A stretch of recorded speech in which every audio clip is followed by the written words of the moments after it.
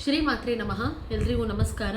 So ನಿನ್ನೆ ನಾವು 14 ಹಾಗೂ 15ನೇ ಶ್ಲೋಕವನ್ನು ನೋಡ್ಕೊಳ್ತಾ ಹೋಗಿದ್ವಿ. ಇವತ್ತು 16 ಹಾಗೂ 17 ಶ್ಲೋಕವನ್ನು ನೋಡ್ಕೊಳ್ತಾ ಹೋಗೋಣ. ಕವೀಂದ್ರಾಣಾಂ ಚೇತಃ ಕಮಲವನ ಬಾಲಾ ತಪರುಚಿಂ ಭಜಂತೆ ಯೇ ಸಂತಃ ಕತಿ ಚಿದರುಣಮೇವ ಭವತಿ ವಿರಿಂಚಿ ಪ್ರೇಯಸ್ಯಾಸ್ತರುಣತರ ಶೃಂಗಲಹರಿ ಗಂಭೀರಾ ವಾಗ್ಭಿರ್ ವಿಧತತಿ ಸತಾಂ ರಂಜನ ಮಮಿ. ಅಂದರೆ ಅಮ್ಮ, ಕವೀಂದ್ರರ ಹೃದಯವೆಂಬ ಕಮಲವನ್ನು ಅರಳಿಸುವ ಮುಂಜಾನೆಯ ಸೂರ್ಯನ ಕಿರಣಗಳಂತೆ.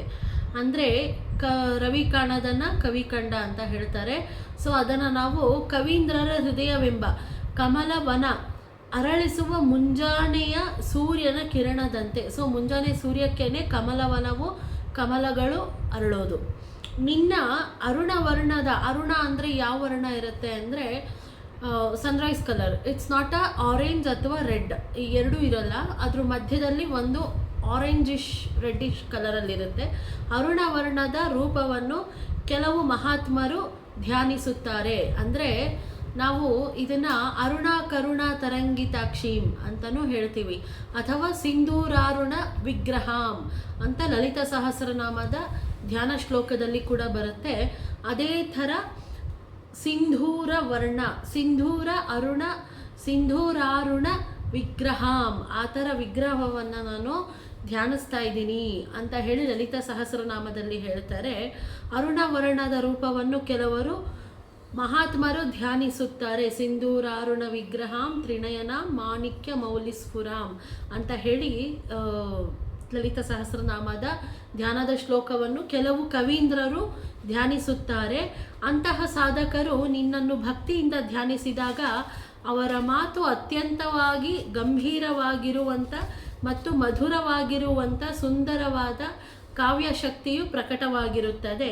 ಅವರ ಮಾತುಗಳು ಬ್ರಹ್ಮನ ಪತ್ನಿಯ ಸರಸ್ವತಿ ದೇವಿಯ ಯೌವನಾಭರಿತ ಶೃಂಗಾರ ಲಹರಿಯಂತೆ ಆಳವಾದವು ಮತ್ತು ಮನಸ್ಸನ್ನು ಆನಂದಗೊಳಿಸುವವು.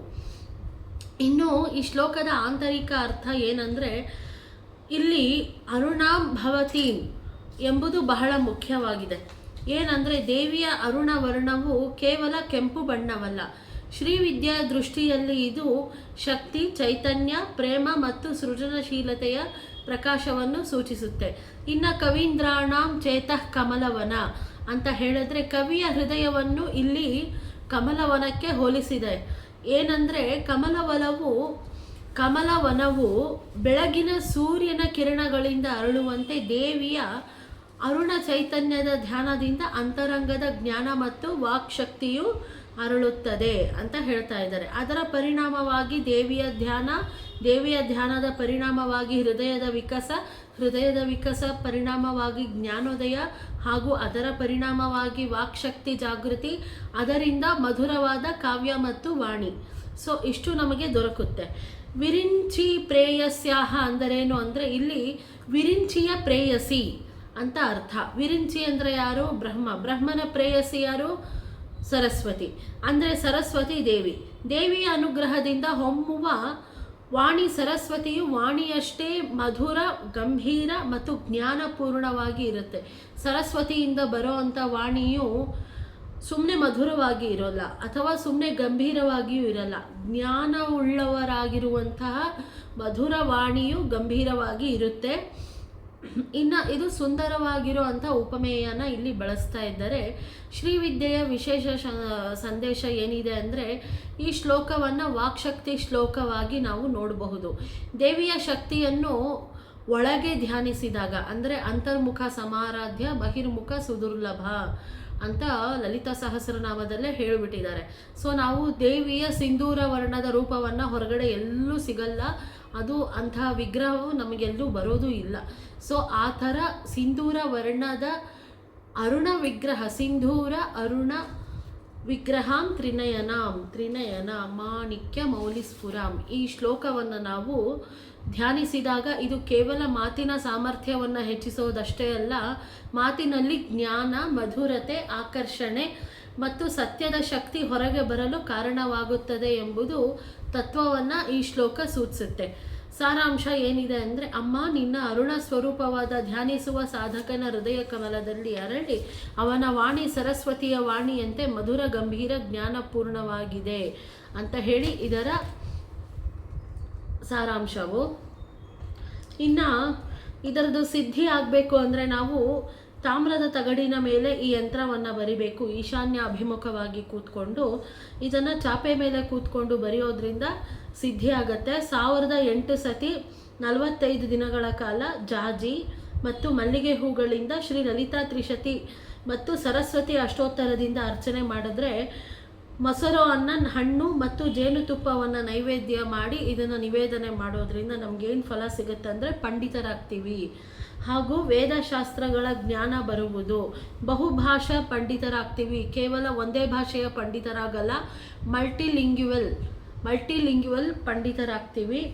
ದುಷ್ಟ ಶಕ್ತಿಗಳಿಂದ ವಿಮುಕ್ತರಾಗಬಹುದು ಹಾಗೂ ಆತ್ಮಸ್ಥೈರ್ಯ ಬರುತ್ತದೆ ಮತ್ತು ವಿಲ್ಲಿಂಗ್ ಪವರ್ ಜಾಸ್ತಿ ಆಗುತ್ತೆ ಅಂತ ಹೇಳ್ತಾ ಇದ್ದಾರೆ. ಶಾಸ್ತ್ರಜ್ಞಾನಕ್ಕೆ ಮೊಸರನ್ನದಿಂದ ದುಷ್ಟಶಕ್ತಿ ಶಮನಕ್ಕೆ ಮಸೂರಿ ಅನ್ನ ಅಂದರೆ ಮಸೂರಿ ದಾಲ್, ಕೆಂಪು ಬೇಳೆ ಇರುತ್ತಲ್ಲ, ಆ ಮೈಸೂರು ಬೇಳೆ ಅಂತ ಹೇಳ್ತೀವಿ. ಆ ಮೈಸೂರು ಬೇಳೆಯಿಂದ ಅನ್ನನ ಮಾಡಿ ಅದನ್ನು ಹೋಮಕ್ಕೆ ಮಾಡೋದ್ರಿಂದ ದುಷ್ಟಶಕ್ತಿಗಳು ನಿವಾರಣೆ ಆಗುತ್ತೆ ಅಂತ ಹೇಳ್ತಾ ಇದ್ದಾರೆ. ಇನ್ನು ನಾವು 17ನೇ ಶ್ಲೋಕವನ್ನು ನೋಡ್ತಾ ಹೋಗೋಣ.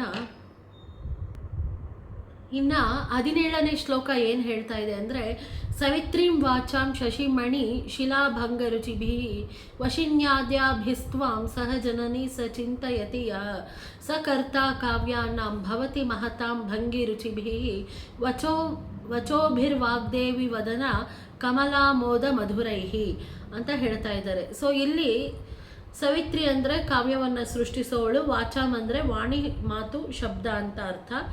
ಇಲ್ಲಿ ದೇವಿಯನ್ನು ವಾಕ್ಶಕ್ತಿ ಮೂಲ ಸ್ವರೂಪ ಅಂತ ಕರೀತಾ ಇದ್ದಾರೆ.